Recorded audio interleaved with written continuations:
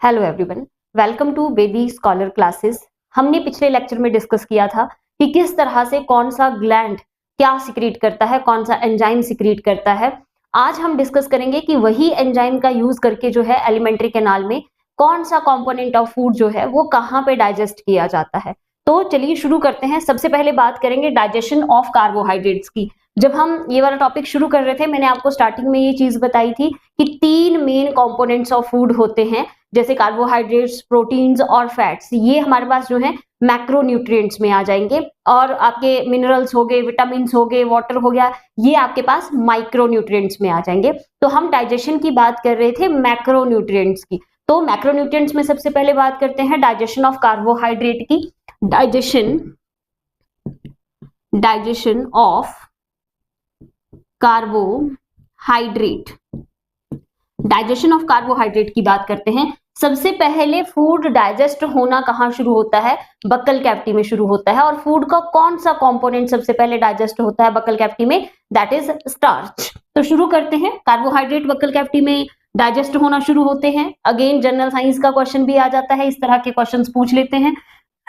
चलिए, तो buccal cavity में सलाइवा है, और सलाइवा में कौन सा एंजाइम था? Salivary amylase. और बक्कल कैविटी की जो पीएच थी वो कितनी थी? बक्कल कैविटी की पीएच थी 6.8 हमारे पास। तो सलाइवरी एमाइलेज जो है वो 6.8 पीएच पे काम करता है। तो स्टार्च कितने परसेंट, ये भी मैंने बताया था, 30% स्टार्च जो है वो बक्कल कैविटी में डाइजेस्ट होना शुरू हो जाता है हमारे पास। तो नेक्स्ट चलते हैं। स्टार्च पे जो है वो सलाइवरी एमाइलेज एक्ट किया 6.8 pH पे, और starch is converted into maltose and dextrose.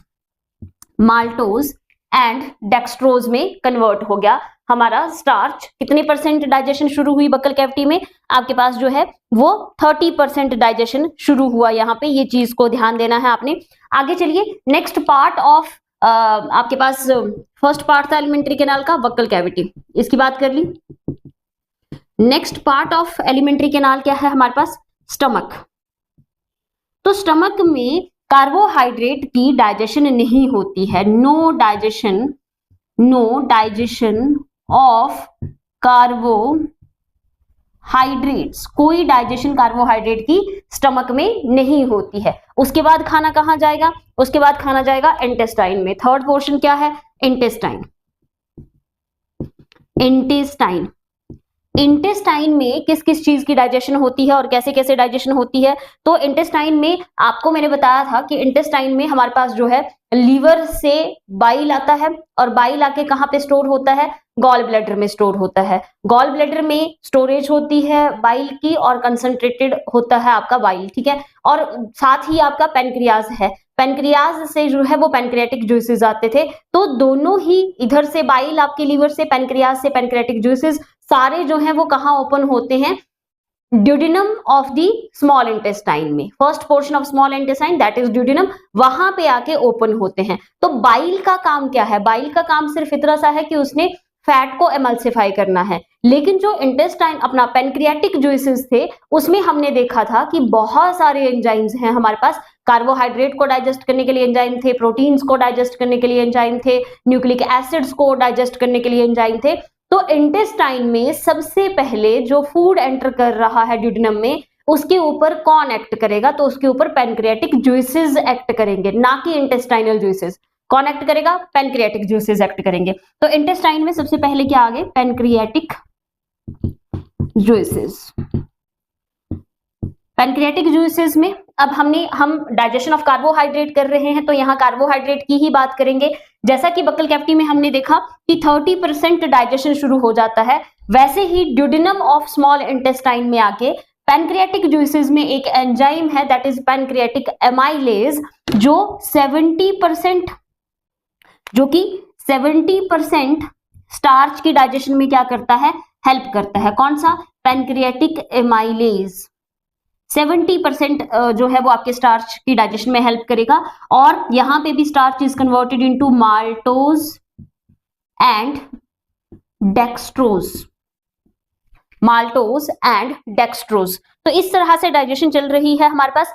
फिर पैनक्रियाटिक जूसेस ने एक्ट कर लिया स्मॉल इंटेस्टाइन में। अब आपके पास क्या आ जाएंगे, अब नेक्स्ट आपके पास इंटेस्टाइनल जूसेस आ जाएंगे सॉरी, इंटेस्टाइनल जूसेस जो हैं उनमें भी हमारे पास जो है वो कार्बोहाइड्रेट को डाइजेस्ट करने के लिए बहुत सारे एंजाइम्स हैं। तो देखते हैं कौन कौन सा एंजाइम कैसे कैसे एक्ट करेगा।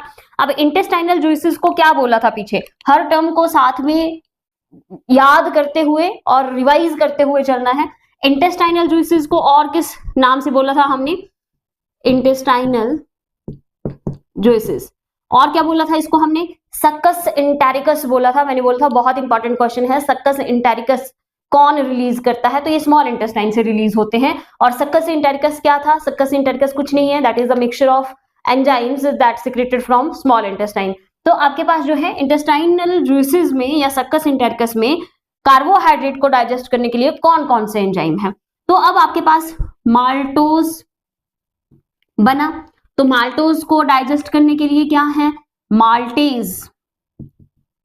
इंटेस्टाइन में क्या है, माल्टोज को डाइजेस्ट करने के लिए माल्टेज है। और माल्टेज जब डाइजेस्ट होता है तो माल्टेज के जो मोनोमर है वो क्या होंगे, 2 ग्लूकोज। ये बहुत इंपॉर्टेंट पोर्शन है। ग्लूकोज प्लस ग्लूकोज दोनों मिलके क्या बनाएंगे, माल्टोज बनाएंगे। डाइसैकेराइड है माल्टोज हमारा। तो हमें जब डाइजेशन करनी है तो कार्बोहाइड्रेट को सिंपलेस्ट फॉर्म में कन्वर्ट करना होता है। तो कार्बोहाइड्रेट की सिंपलेस्ट फॉर्म क्या आ गई, ग्लूकोज आ गया हमारे पास। हर कार्बोहाइड्रेट को डाइजेस्ट करके ग्लूकोज में कन्वर्ट करना है। तो माल्टोज डाइसैकेराइड है, 2 ग्लूकोज की यूनिट से मिलकर बनता है। तो माल्टोज के ऊपर सक्कस इंटेरिकस में प्रेजेंट माल्टेज ने एक्ट किया and it is converted into 2 glucose. Next sucrose.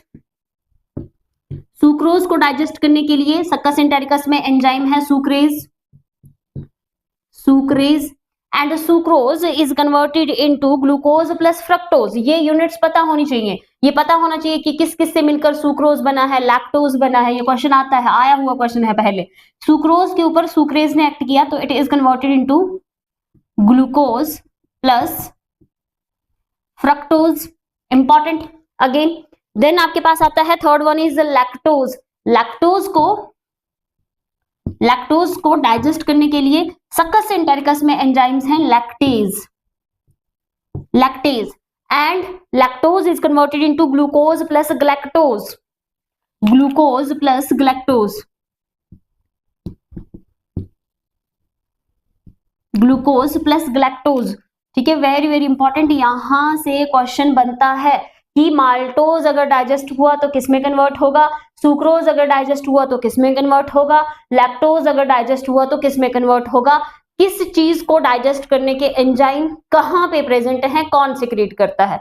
ये सारी ही चीजें इंपॉर्टेंट हैं आपके पास। तो अब हमारे जो कार्बोहाइड्रेट्स थे वो कंप्लीटली डाइजेस्ट होके किसमें कन्वर्ट हो चुके हैं, कंप्लीटली डाइजेस्ट होके ग्लूकोज में कन्वर्ट हो चुके हैं। देख लीजिए, वक्कल कैविटी में शुरू किया था 30% स्टार्च का डाइजेशन और ये माल्टोज प्लस डेक्सट्रोज में कन्वर्ट हुए थे। तो फिर आपके पास हम स्टमक में पहुंचे थे, स्टमक में मैंने बोला कोई भी कार्बोहाइड्रेट डाइजेशन नहीं होता। फिर हम इंटेस्टाइन में पहुंचे, इंटेस्टाइन में सबसे पहले किसने एक्ट किया, पैनक्रियाज ने। जो 70% बचे हुए स्टार्च थे, कॉम्प्लेक्स कार्बोहाइड्रेट थे, उनके ऊपर पैनक्रियाटिक एमाइलेज ने एक्ट किया और it is converted into maltose and dextrose. ठीक है जी। फिर अब माल्टोज जो डाइसैकेराइड्स हैं, मैक्सिमम डाइसैकेराइड्स है ना, तो डाइसैकेराइड्स जो हैं हमारे, उनको डाइजेस्ट करने के लिए अब इंटेस्टाइनल जूसेस आते हैं, सक्कस इंटेरिकस आते हैं और इसमें प्रेजेंट जितने भी एंजाइम्स हैं वो एक्ट करेंगे डाइसैकेराइड्स के ऊपर और इनको कन्वर्ट करेंगे मोनोमर यूनिट्स में जो कि ग्लूकोज है। तो लास्ट में हमें कार्बोहाइड्रेट्स को कन्वर्ट करना है किसमें, ग्लूकोज में। हो गए हमारे सारे के सारे कार्बोहाइड्रेट्स किसमें कन्वर्ट, ग्लूकोज में।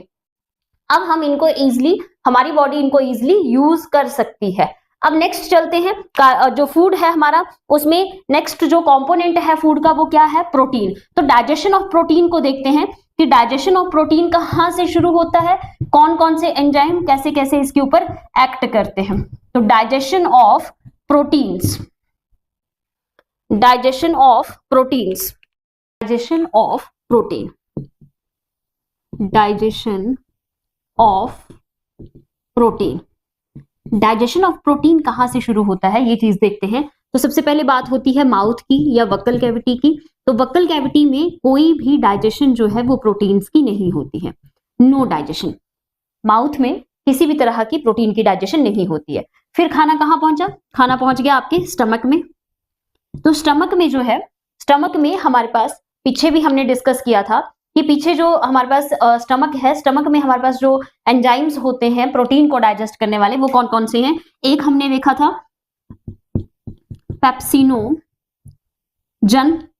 पेप्सिनोजन, और मैंने आपको बताया था कि अगर जन किसी के पीछे लगा हुआ है तो ये इनएक्टिव फॉर्म में है, इसको क्या करना पड़ेगा? एक्टिवेट करना पड़ेगा। तो एक्टिवेट करने के लिए स्टमक में क्या था? HCl था। Pepsinogen is converted into pepsin by HCl। दूसरा हमारे पास एंजाइम क्या था? दूसरा एंजाइम था हमारे पास प्रोरेनिन। प्रोरेनिन भी इनएक्टिव फॉर्म में है क्योंकि प्रो लगा है इसके आगे। तो मैंने ये भी बताया था आपको कि अगर प्रो है तो इट मींस कि ये भी इनएक्टिव फॉर्म में है। इसको भी एक्टिवेट करने के लिए हमारे पास कौन काम करता है? HCl काम करता है, और ये भी किस में कन्वर्ट होता है? रेनिन में कन्वर्ट होता है। तो pepsinogen is converted into pepsin and prorenin is converted into rennin. ये दोनों ही क्या है? एक्टिवेटेड फॉर्म है हमारे पास। अब स्टमक में प्रोटीन जब डाइजेस्ट होता है, प्रोटीन जब डाइजेस्ट होगा, ये एडल्ट की बात हो रही है।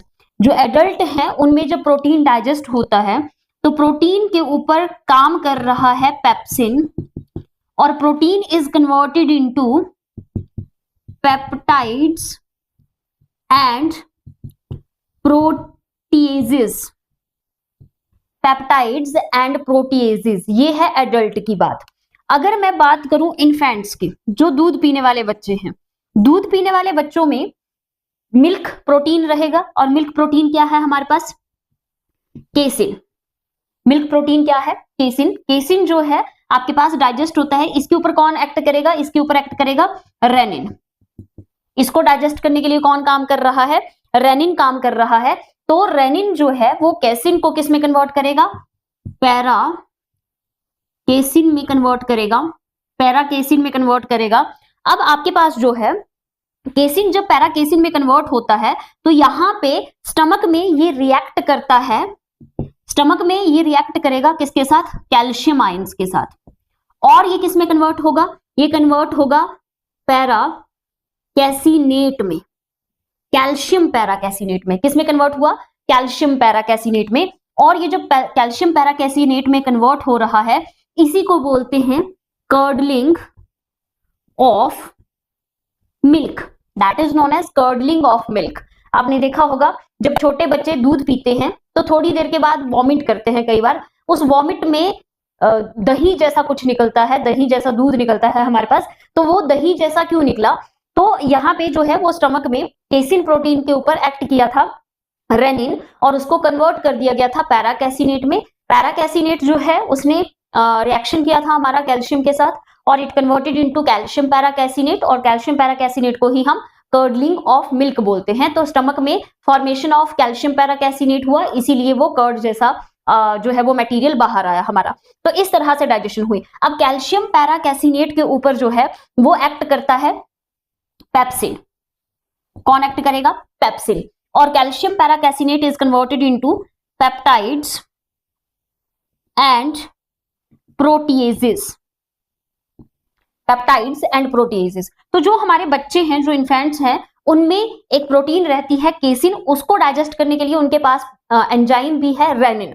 जो एडल्ट हैं, अब वो दूध तो पीते नहीं, वो तो खाना खा रहे हैं, खाने से प्रोटीन ले रहे हैं, दूध वो ज्यादा उनकी डाइट में नहीं रहता है, जितना सा वो लेते हैं उतना सा पेप्सिन है उनको डाइजेस्ट करने के लिए। लेकिन बच्चे तो डिपेंड हैं दूध के ऊपर, तो उनके पास स्पेशल एंजाइम है उसको डाइजेस्ट करने के लिए, क्या? रेनिन, जो कि एडल्ट के पास नहीं है।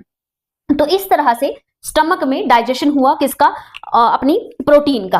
फिर आगे चलते हैं। अब जब स्टमक में डाइजेस्ट होके protein is converted into peptides and proteases, और आपके पास जो है इन्फेंट्स में केसिन एंड पैराकैसिनेट्स, तो आपके पास जो है पैराकैसिनेट को डाइजेस्ट करने के लिए बच्चों के पास क्या है? Proteases and peptidases. आगे चलते हैं। आगे खाना कहाँ पहुंच गया? आगे खाना जाएगा इंटेस्टाइन में। तो इंटेस्टाइन में कौन कौन से एंजाइम्स हैं प्रोटीन को डाइजेस्ट करने के लिए? अब जब खाना पहुंचा स्मॉल इंटेस्टाइन में, तो सबसे पहला पोर्शन ऑफ स्मॉल इंटेस्टाइन क्या है? ड्यूडेनम। ड्यूडेनम। तो ड्यूडेनम में स्मॉल इंटेस्टाइन में स्मॉल इंटेस्टाइन में सबसे पहले मैंने आपको पीछे भी बताया जब हम बात कर रहे थे कार्बोहाइड्रेट डाइजेशन की, तो मैंने बताया कि ड्यूडेनम में या स्मॉल इंटेस्टाइन में सबसे पहले फूड पे कौन एक्ट करता है? Pancreatic juices.